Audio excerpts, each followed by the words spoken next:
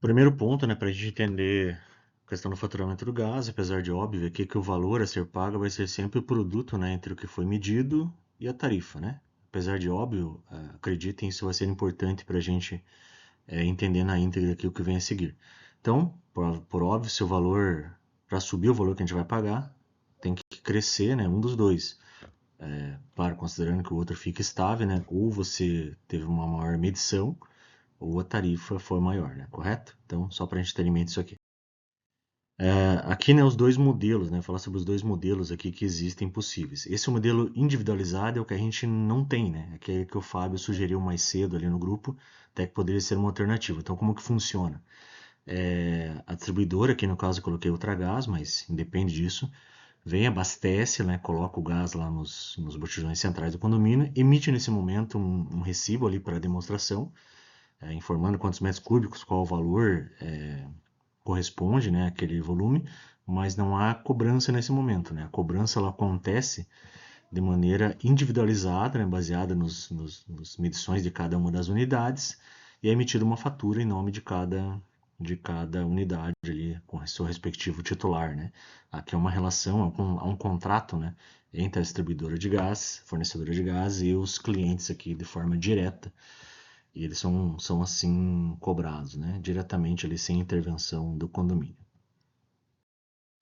Já no modelo centralizado, que é o que nós temos aqui, né, como que acontece? A distribuidora, a fornecedora abastece ali o gás nos botijões centrais, nesse momento já emite uma fatura, né, com valores ali a serem pagos pelo condomínio. Aí, né, para fazer o rateio aqui entre as unidades, existem os medidores em cada unidade que fazem a medição de quantos metros cúbicos foram verificados naquela unidade. E com isso, né, anota seu valor, o valor do mês atual menos o anterior, tem seu consumo naquele período. Só que isso por si só não basta, né? Preciso fazer um rateio também proporcional ao que foi abastecido. Vocês já vão entender aqui na sequência com um caso prático. Então, pegando um caso aqui, né, eu coloquei valores fictícios aqui para essas 6 unidades desse prédio fictício também, que foram medidos aqui em cada unidade um valor natural, né? Cada um tem um perfil de consumo, e o somatório das unidades deu 45 metros cúbicos. No caso aqui, para a gente pagar exatamente o valor que o condomínio paga, né, da tarifa, o valor abastecido teria que ser também de 45 metros cúbicos. Ou seja, para esses dois valores serem iguais, só existe uma situação, né? Quando a gente abastecesse e consumisse todo o gás, o que não é legal que aconteça, né? Por isso que, né, novamente trazendo para o nosso exemplo fictício, nesse mesmo exemplo que as 6 unidades consumissem 45 metros cúbicos, eu tenho, né, por exemplo, aqui 60 metros cúbicos abastecidos, eu teria que fazer uma proporcionalização.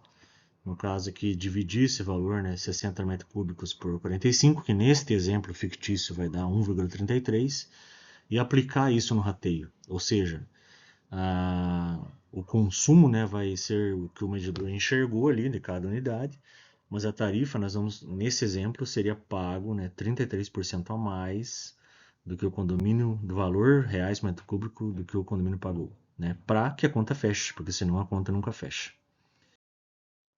Aqui pegando um exemplo real da minha unidade, né, que é de 63, então a gente vê que o volume de fato variou pouco, né, ficou oscilando ali entre 8 e 9 metros cúbicos, mas o valor a pagar, né, variou bastante. E a tarifa, né, lembrando que a tarifa na verdade aqui ela é calculada, né, ela não é ali apresentada para a gente, só o valor total e o metro cúbico, ela foi calculada, mas uma conta óbvia de fazer. Ela realmente varia ao longo dos meses, né, como foi frisado já ali no grupo. Ela é variável, é uma característica da medição centralizada. A questão, né, pelo menos para mim que pegou, foi a questão da variação abrupta, né, um valor muito alto ali. Então, basicamente aqui comparando os dois modelos, né? Então, naquele individualizado tem algumas características, não vou ler todas aqui, mas a tarifa ela é mais estável, né? Estável, coloquei entre aspas, porque até varia com os reajustes ali, mas ela é mais estável, né? Ela não tem essas variações abruptas, nem para mais nem para menos.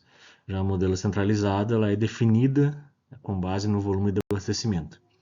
E outra característica é se esse abastecimento acontece mais próximo à virada do mês ali, né? Como eu acredito que foi o caso aqui nesse mês, ela acaba onerando mais ali, porque eu tenho um abastecimento daquilo que não foi consumido ainda, né? Que eu vou acabar rateando ali, para a conta fechar, como foi dito.